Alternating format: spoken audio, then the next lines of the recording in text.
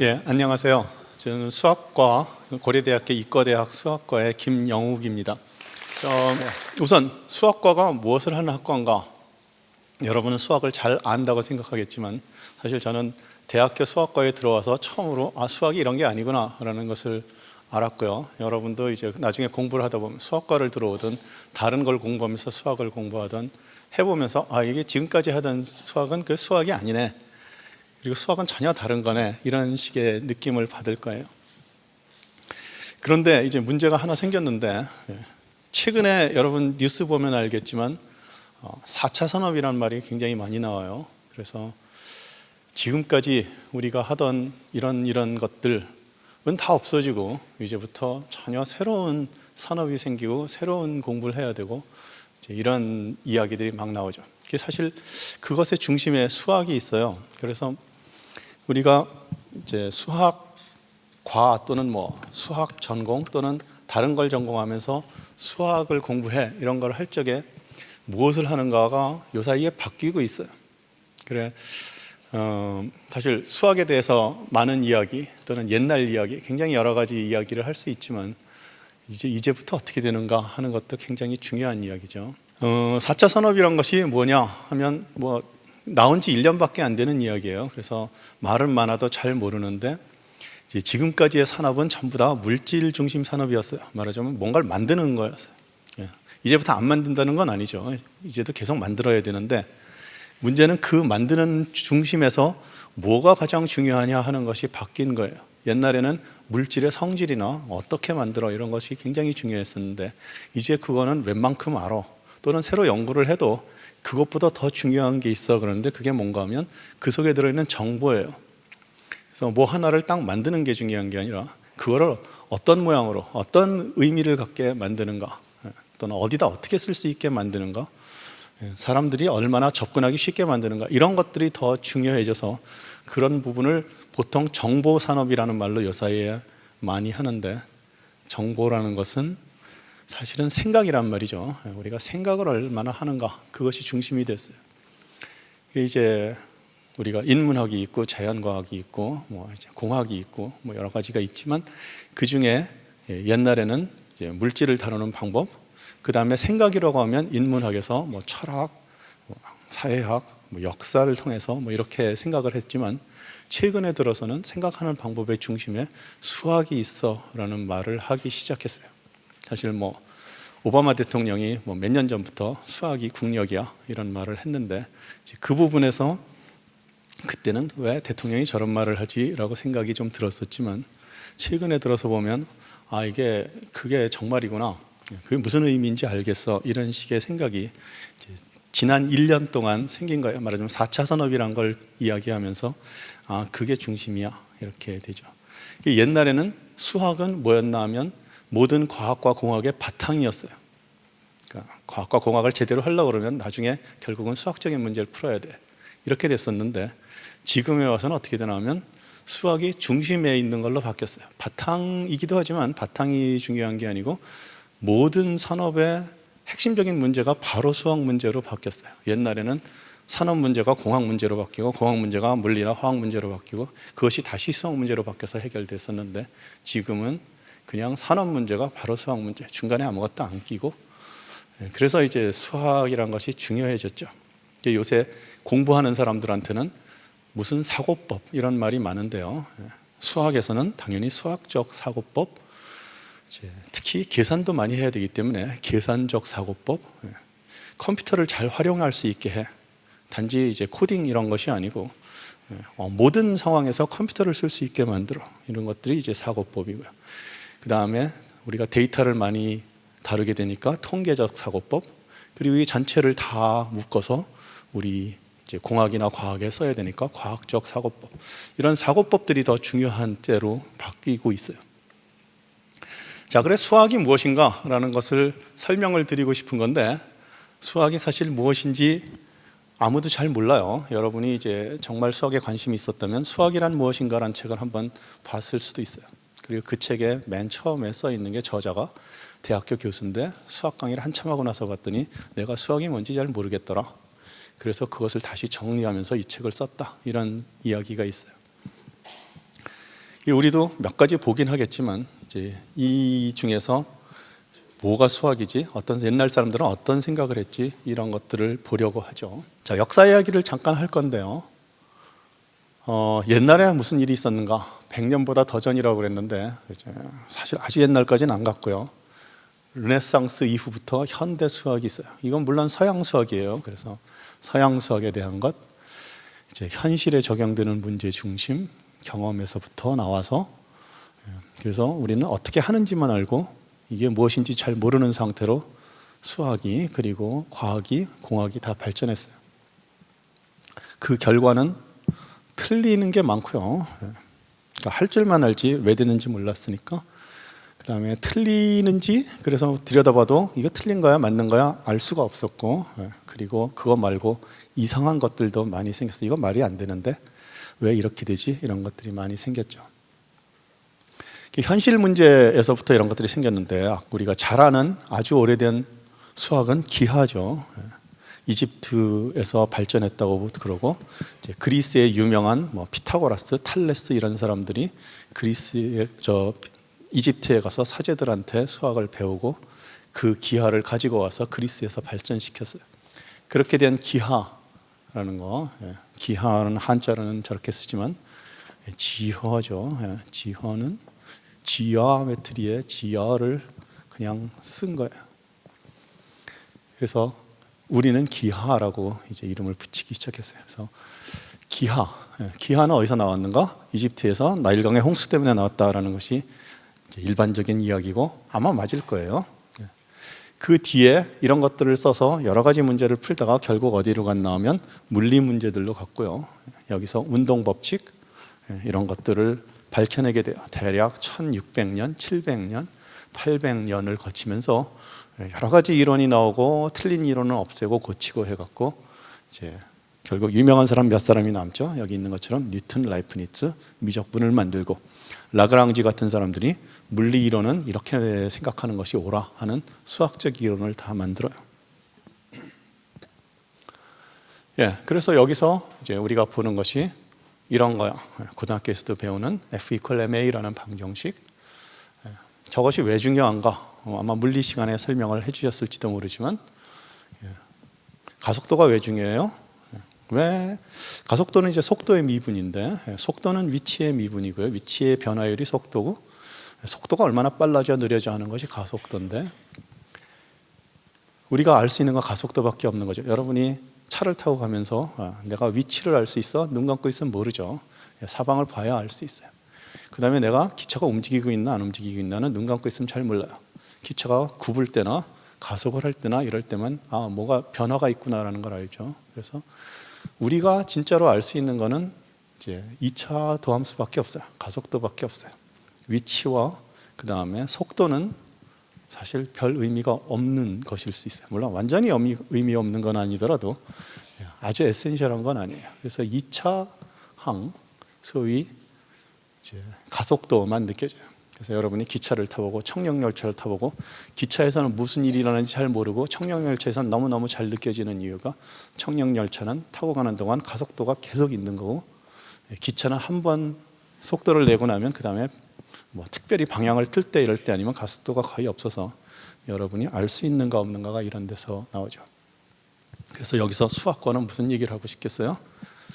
여러분은 2차 함수를 잘 공부해야 된다라는 것을 이야기하는 거죠. 1차 함수와 그냥 상수 함수는 그냥 기본이고 그렇게 중요하다고 할 수 없고, 2차 함수가 중요해요. 그럼 여러분은 3차 함수는 어떻게 되죠? 라고 물어보게 되는데, 두 가지의 이제 어려운 점이 있죠. 3차 함수는 계산하기가 너무 어려워.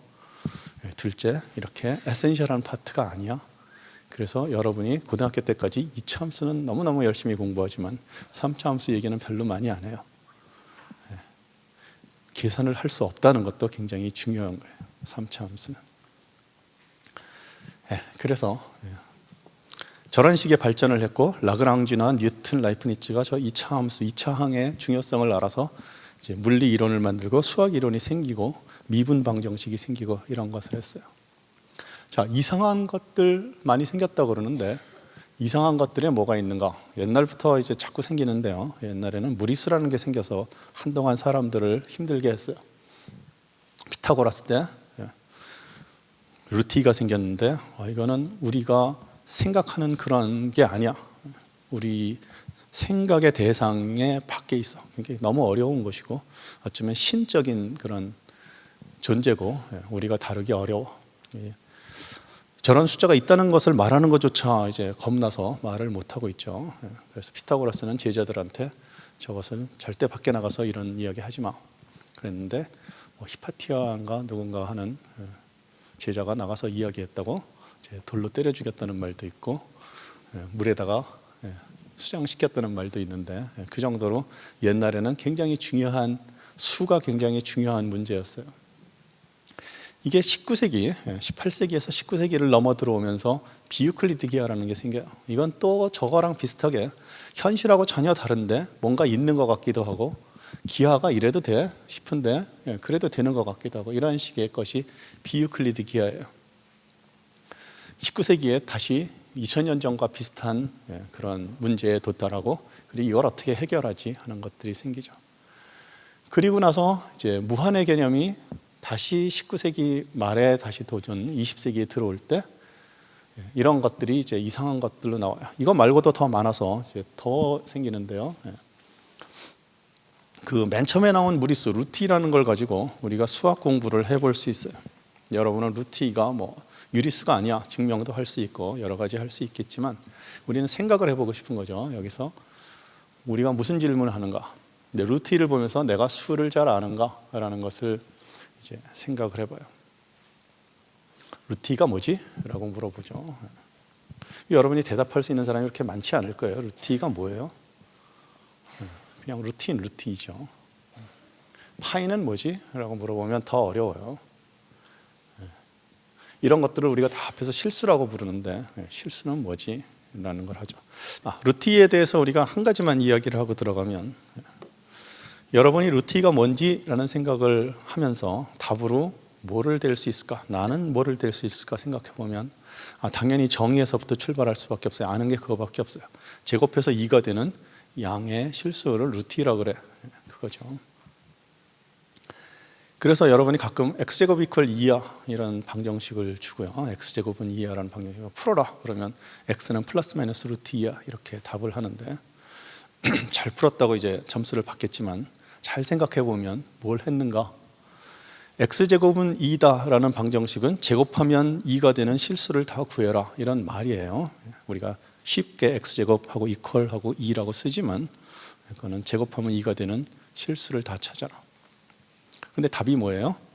플러스 마이너스는 붙였지만 루트 2야 라는 말은 제곱하면 2가 되는 실수, 양의 실수에 플러스 마이너스 붙인 것, 그게 답이죠.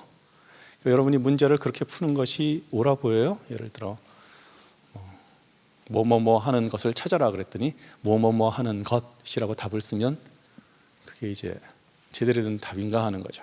즉 x제곱 이퀄 2라는 문제를 풀려고 그럴 적에 x는 플러스 마이너스 루트 2야 라고 쓰는 것은 꼭 그런 거예요.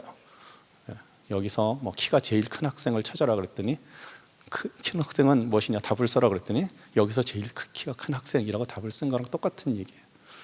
그런 식의 답은 우리한테 주는 정보가 없죠. 그러니까 우리가 옛날에 고등학교에서 그러니까 옛날이라고 해서 안 됐지만 예전식으로 이제 고등학교에서 답을 쓰는 것들이 이제 이런 식의 어떤 의미에서는 너무 당연한 답, 말하자면 아무것도 우리가 더 알아낸 정보가 없는 그런 답을 주는 것일 수도 있어요.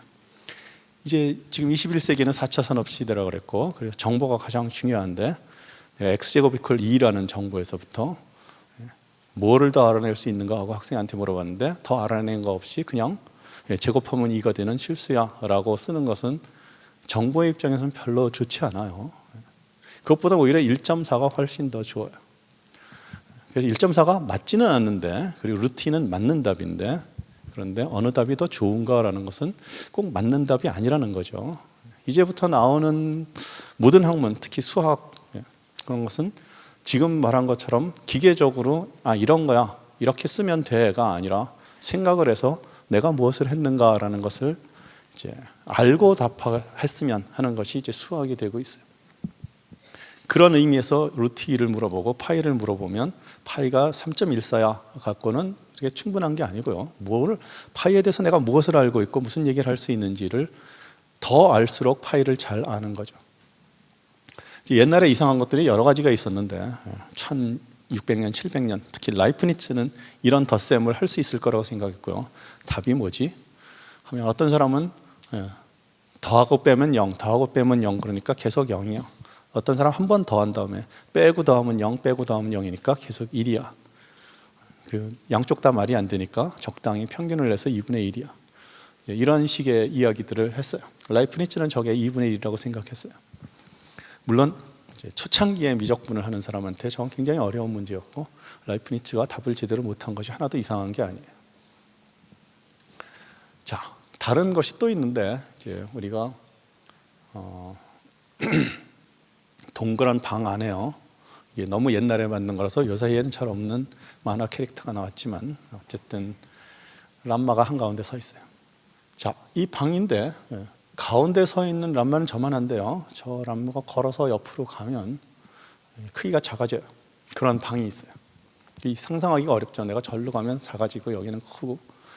근데 이제 이걸 처음에 설명한 사람이 정말 그럴듯하게 설명했는데 이제 누군가 19세기 말에서 20세기 초까지 활동했던 정말 유명한 수학자이면서 물리학자인 포앙카레가 이런 거 생각해 볼 수 있어. 사람이라고 생각하지 말고 우리가 사람처럼 로봇을 하나 만들었는데 껍데기는 굉장히 좋은 고무로 만들었어. 아주 잘 늘어나. 풍선처럼. 속에 이제 사람은 피가 물이 차서 돌아다니죠. 그리고 이제 대사를 하는데 물로 하지 말고 기체로 합시다. 그것도 이상기체로. 그래서 풍선 속에 이상기체가 돌아다니면서 영양분을 공급해서 걸어 다닐 수 있는 그런 생명체를 하나 만들었는데 온도가 올라가면 이상기체는 부피가 늘어나고요. 온도가 줄어들어서 절대 온도 0도가 되면 부피가 0이 되죠. 그 성질을 사용해서 보면 온도가 높은 데서는 이 사람은 크기가 클 거고 온도가 낮으면 작아질 거예요. 그래서 방이 있는데 저 한가운데는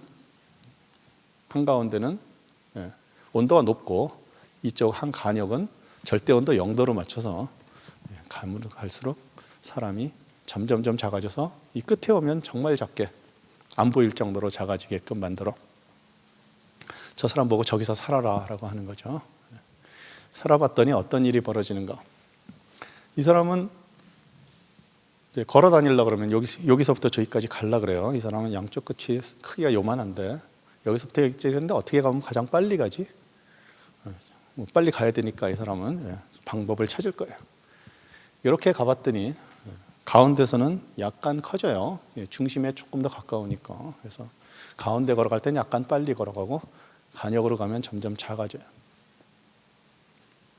근데 이 사람이 조금 생각을 해서 조금 더 가운데로 돌아서 가니까 사람이 좀 더 크죠. 약간 멀리 가긴 하지만 좀 많이 커져서 걸어가는 보스가 적어져요. 그래서 이게 똑바로 가는 것보다 직선으로 가는 것보다 이렇게 약간 돌아가는 것이 더 빨리 가네. 이게 너무 돌아가면 안 돼요. 그렇죠? 이게 이쪽으로 이렇게 돌아가면 너무 많이 가야 돼서 사람이 커지긴 하지만 오래 걸리는데 적당히 중간에 잘 보면 가장 빨리 갈 수 있는 그런 선이 하나 있어요. 온도를 어떻게 맞추느냐에 따라 다 다르지만 온도를 적당히 정말 잘 줬어요. 포앙카레가 얼마나 잘 줬나 식이 다 있지만 복잡하지도 않아요. 그 식을 따라서 온도를 주면 이렇게 원을 따라서 움직이는 거, 특히 이 원 중에도 경계하고는 수직으로 만나는 원들을 따라서 움직이는 것이 가장 빨리 움직이는 그런 길이 되게끔 온도를 맞춰줄 수 있어요. 저 안에서 사는 저 풍선 인간 또는 로봇한테는 저렇게 다녀야지 직선이야. 저게 가장 빨리 다니는 길이야. 라는 걸 알고요. 그리고 저기 이제 한 직선이 있는데 이렇게 가는 게 가장 빨리 다니는 길인데 여기서 갖고 가장 빨리 다니는 길들을 그려보면 여러 개가 있는데 다 안 맞나 이거하고. 뿐만 아니라 이 길들은 다 길이가 굉장히 길어요. 저 로봇 인간이 보기에는 걸어서 아무리 가도 끝까지 못 가요. 왜냐하면 경계 쪽으로 가면 갈수록 자기가 크기가 작아져서 걷는 보스 폭이 작아지기 때문에 무한히 걸어도 경계에 닿지 않아요. 그러니까 우리가 어떤 생각을 하게 된다면 이 공간은, 이 방 안은 이제 똑바로 다니는 길이 이렇게 원꼴인데, 밖에서 보기엔 원같이 생긴 게 똑바른 길인데, 그 똑바른 길을 하나 잡아놓고 그 밖에서 똑바른 길을 다른 걸 그리면 이 똑바른 길과 만나지 않는 똑바른 길들이 여러 개가 있네. 그래서 우리가 이것을 옛날 말로 직선으로 바꾸면 한 직선이 있고 그 밖에 점을 잡아서 그 점을 지나면서 저 직선과 안 만나는 직선이 여러 개가 있네. 즉 평행선이 여러 개야. 이런 이상한 기하를 구체적으로 만들 수 있다라는 이야기를 했어요. 그러니까 옛날에는 이 비유클리드 기하라는 것이 어떻게 생겼어? 그냥 머릿속에서 만든 거야 라고 생각하고 있었는데, 포앙카레가 모래전 나오면 직접 만들기는 어려워도 우리가 상상 속에서 충분히 현실적으로 이런 기하가 나타나게끔 만들 수 있어 라는 거죠. 이런 것들이 굉장히 많이 생겼어요. 시간이 없어 그런 얘기를 다 할 수 있을지 모르겠지만, 더 이상한 것 중에 말이 있고요. 말 중에 이제 유명한 것이 소위 이 러셀의 파라독스죠. 여러분이 여기저기서 읽어봤겠지만 아주 쉬운 파라독스예요. 이거는 이발사 형태로 바꾼 거지만 여러 가지 형태가 있어요. 도서관에 책 목록 형태로도 이야기할 수 있고 여러 가지 형태로 이야기할 수 있어요. 물론 오리지널 형태인 집합의 원소로도 이야기할 수 있고요. 자, 근데 이상하죠.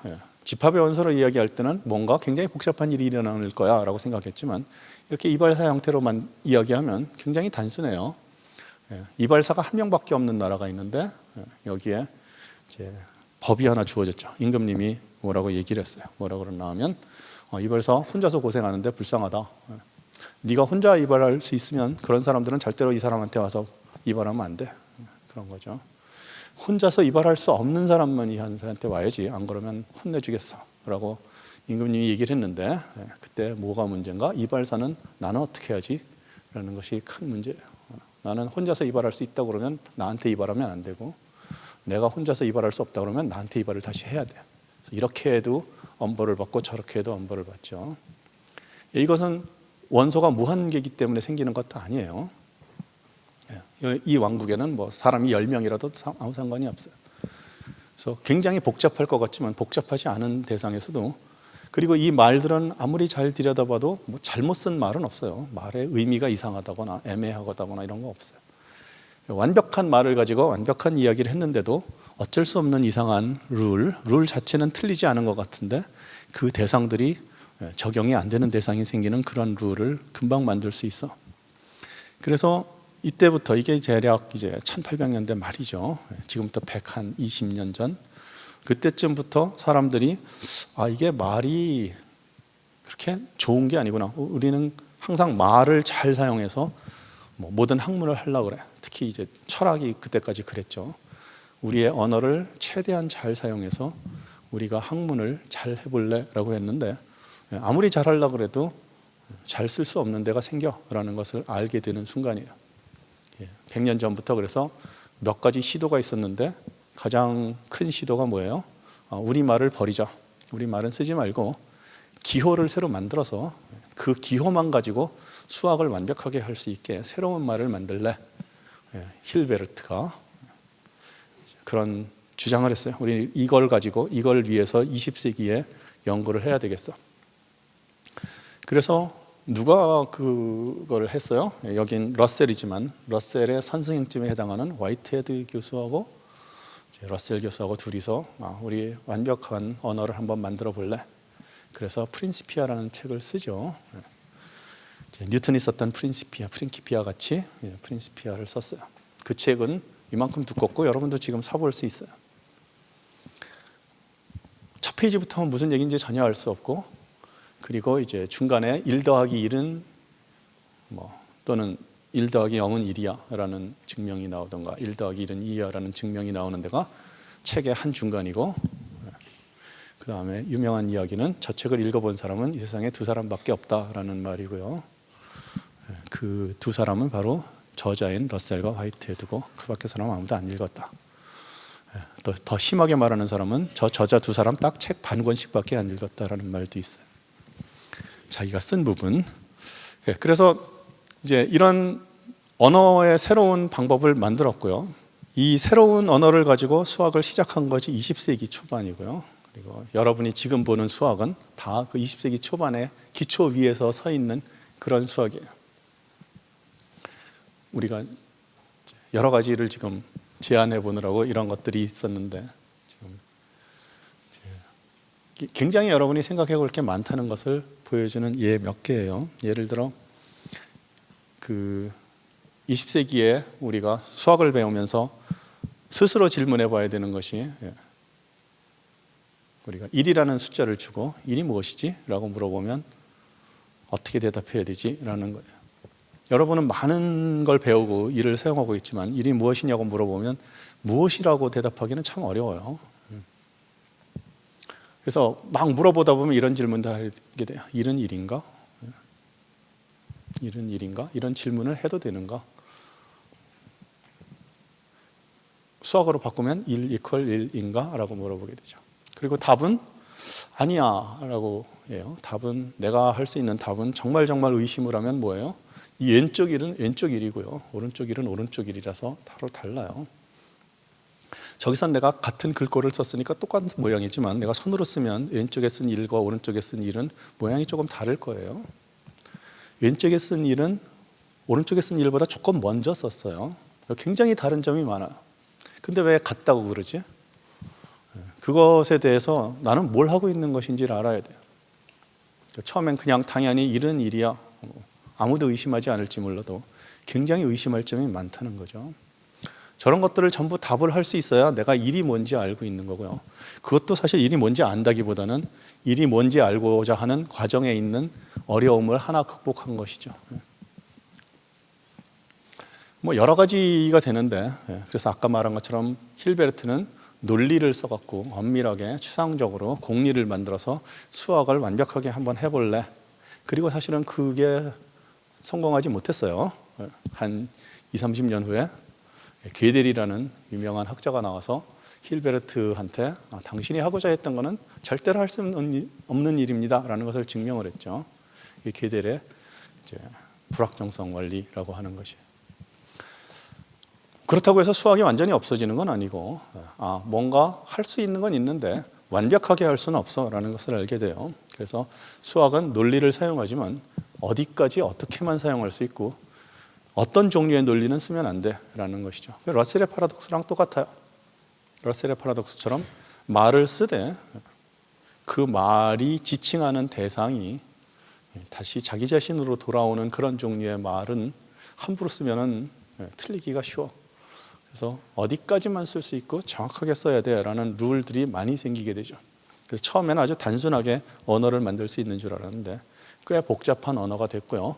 그 언어가 모든 데에 적용되는 것은 아니고, 그러니까 적용할 수 있는 대상이 제한적으로, 더 넓은 데 적용하려면 더 복잡한 언어를 만들고 다시 제한적으로, 이런 식으로 되기 때문에 언어에는 이제 끝이 없고요. 말하자면 유한계의 언어로 무한을 다 설명한다는 건 말이 안 되고, 적당한 데까지만 이런 식의 이제 절충을 하게 돼요.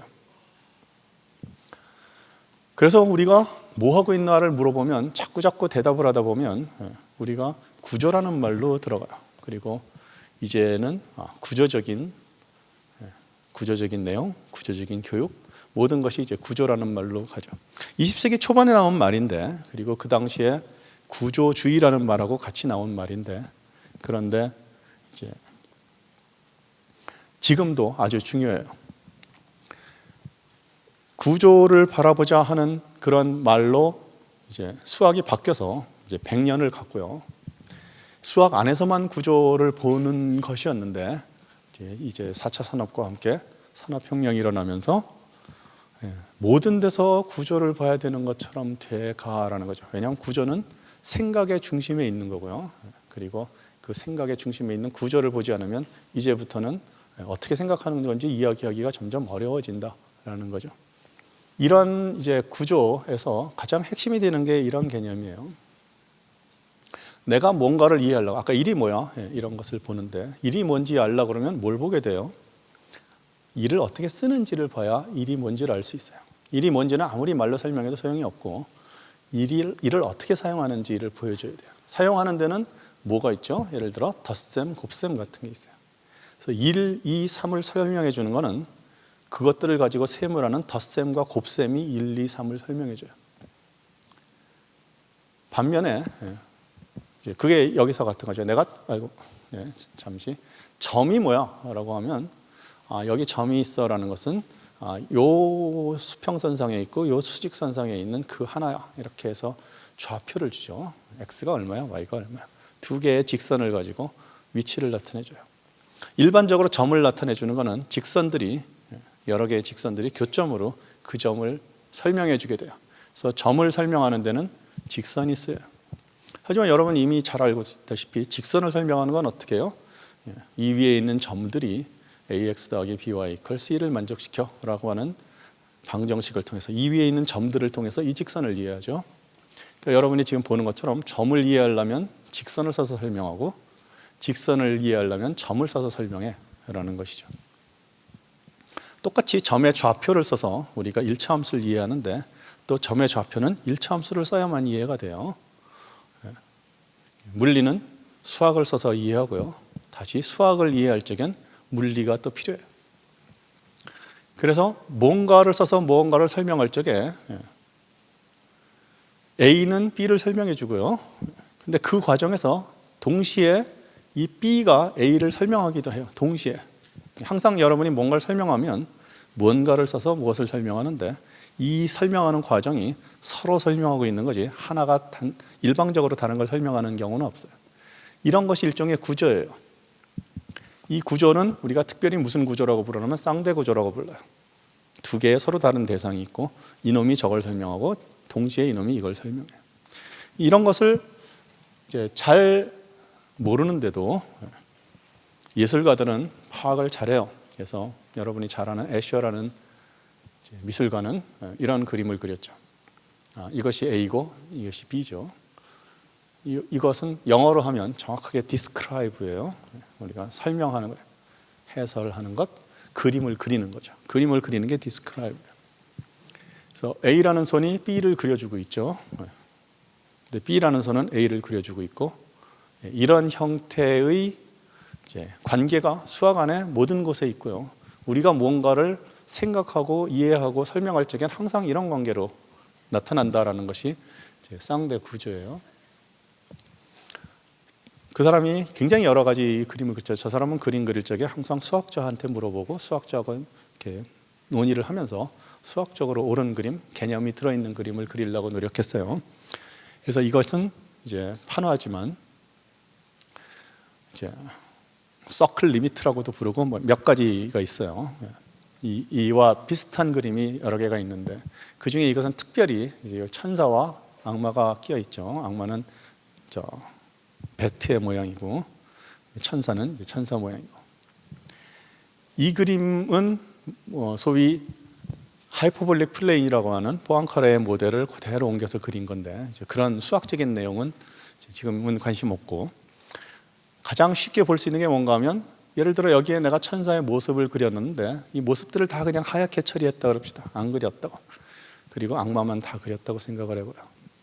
그러면 악마가 쭉 있고 천사는 없어? 라고 생각하겠지만 저기 하얀 데가 완전히 비어있는 하얀색이면서 저것을 들여다봐도 저기 천사 모습이 있네 라는 걸 알 수 있죠. 말하자면 천사와 악마는 완전히 서로 반대되는 위치에 있어요. 겹친 데가 하나도 없어요. 우리가 수학적으로 말하면 서로 여집합 관계예요. 한쪽만 설명을 다 해도, 즉 한쪽 집합은 이렇게 생겼어라는 걸 설명을 다 해도 그 속에 이미 나머지 집합이 어떻게 됐어라는 설명이 들어있는 셈이에요.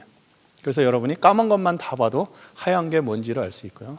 반대로 내가 까만 걸 다 까맣게 지우고 하얀 것만 잘 그려놨다 그래도 거기서 까만 게 다 보이는 거죠. 이런 것들이 이제 쌍대예요. 이것이 아니야. 이거는 이런 것이 아니야. 라고 우리가 설명을 하는데 아니야 라고 설명하는 과정에서 결국은 이놈도 설명하고 있고 이놈도 설명하고 있고 서로 설명을 해주고 있죠. 이런 것들을 이제 애셔는 굉장히 이제 잘 봤어요. 이것이 궁극적으로 나가면 어려워져요. 철학으로 가서 이게 물질, 정신 어떻게 구별하지? 이런 논의가 20세기 말에도 굉장히 많은 학자들 사이에 있었고요. 아직도 답은 없는 거죠. 하지만 이제 너무 많이 나가는 건 수학에서는 좋아하지 않아요. 그것은 철학에서 할 문제고, 수학에서는 이제 우리가 직접 다뤄야 될 문제들을 들여다보는데요. 수학과에서 어떤 걸 보아야 되지? 라고 하면 옛날에는 이런 질문을 했었어요. 문제를 하나 주면 수학과에서는 이거 풀 수 있는 문제인가? 답이 있는 문제인가? 문제가 말이 되는가? 이런 걸 봤어요. 그거 말고는 걱정이 없었어요.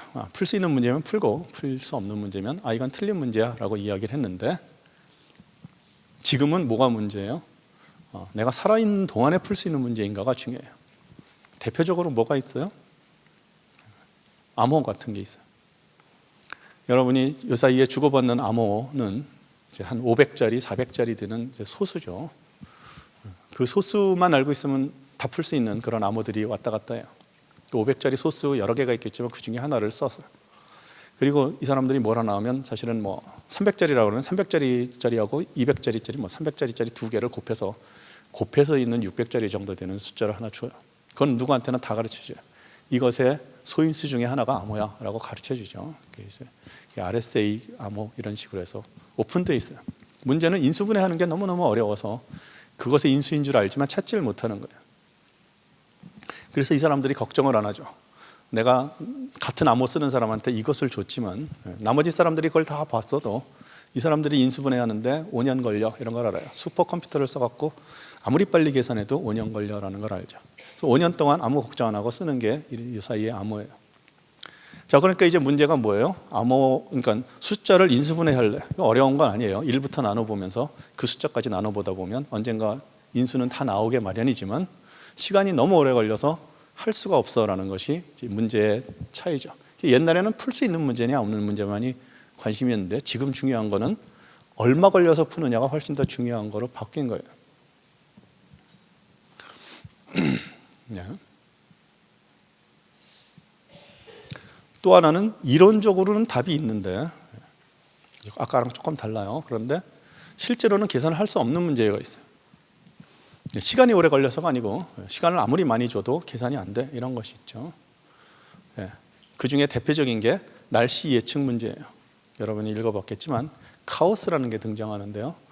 카오스는 물리 이론적으로, 수학의 이론적으로는 완벽한 답이 나오게 되어 있는 거지만 문제는 지금 어떤 상황인지 알아야 내일을 예측하는데 지금 상황에서 온도를 재서 완벽한 온도를 잴 수가 없어요. 37.2도야, 2783도야? 그래도 안 돼요. 그 밑에 약간의 오차만 있어도 답이 엄청나게 달라져요. 그래서 실제로는 할 수 있을 것 같은 문제임에도 불구하고 문제가 되지가 않아, 계산이 되지가 않아. 이런 것들이 이제 날씨 예측이죠. 그래서 2, 3일, 5일 이런 예측은 주변 상황을 보고 되지만 한 달 있다, 1년 있다, 어느 날 몇 시가 몇 도야 이런 예측은 절대로 안 되죠. 이런 것을 이제 우리가 알게 됐어요. 그러니까 20세기의 수학을 거쳐오면서 현실적인 문제에서 이게 옛날처럼 문제가 풀리느냐 안 풀리느냐만 가지고 되는 게 아니구나라는 것을 알아냈어요. 이런 것들이 이제 수학에서 연구한 결과인데 20세기 말에 들어오면서 사람들이 느끼는 것이 우리가 이제 소위 어널리시스, 분석이죠.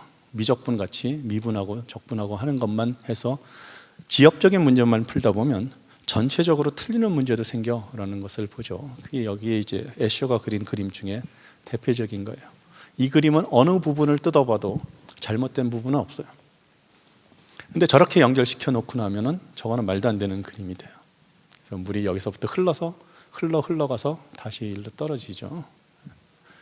이것이 이제 로컬과 글로벌의 이제 문제예요. 부분은 잘 그렸는데, 즉 말을 내가 한다 그러면 문장 한 문장은 괜찮은데 쫙 연결시켰더니 말도 안 되는 말을 한다거나 이런 거죠.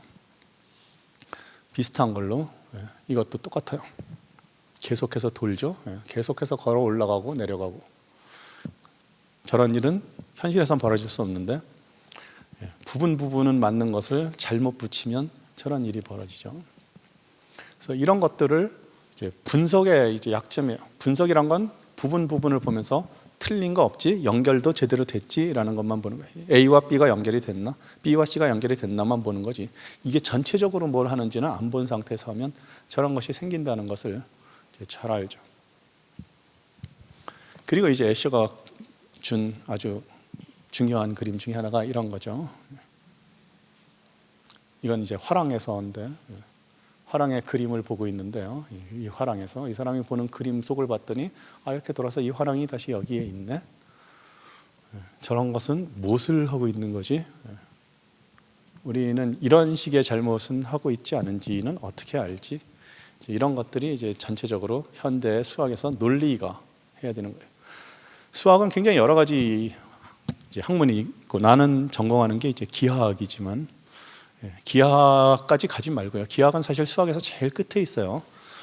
계산도 하고 모든 걸 다 하고 한 나중에 그림을 보는 거지만, 맨 처음에 시작해서 말만 들여다봐도 지금 여러분이 본 것 같은 이제 복잡한 일들이 많았죠. 많은 부분들이 해결되었고, 그리고 그 해결이란 것이 그냥 괜찮아가 아니라 이런 점을 조심하면서 괜찮아라는 것으로 이제 해결되었지만, 그것들을 잘 모르면 사고 중심의 그런 산업, 사고 중심의 어떤 거에서 제대로 해나가기가 어렵죠. 그래서 지금 수학이 중심이 됐다는 건 그거예요. 여러분이 컴퓨터 언어만 봐도 옛날처럼 단순한 언어가 아니고 복잡한 일을 하는데, 아까 생겼던 이상한 파라독스 같은 것들이 컴퓨터 언어에서 생기지 않는지 봐야 돼요. 왜냐하면 이제 컴퓨터 언어는 우리가 안 들여다보고 그것들에 의존해서 모든 사물을 맡겨버릴 건데, 거기서 자체로 모순이 생긴다면 그럼 곤란하죠. 그래서 지금 컴퓨터 언어를 개발하는 사람들은 당연히 러셀의 파라독스 정도에 대해서는 다 잘 알고 개발을 해야 되는 거고요. 그 뒤를 넘어서 요새 뭐 컴퓨터 비전이야, 그건 이제 기하와 관련되는 거지만, 이런 모든 문제들에서 뭔가를 하려고 그러면 수학적으로 잘못되어 있으면 잘못된 일을 하기가 너무 쉽고, 그렇게 돼 잘못된 것을 놓고 우리가 들여다보지 않으면서 기계한테 맡겨버린다는 건 너무 불안하기 때문에 정보 중심으로 옮겨가는 것에서 가장 큰 문제 중에 하나예요. 자, 여기까지로 대충 이제 끝나고요. 고마워요.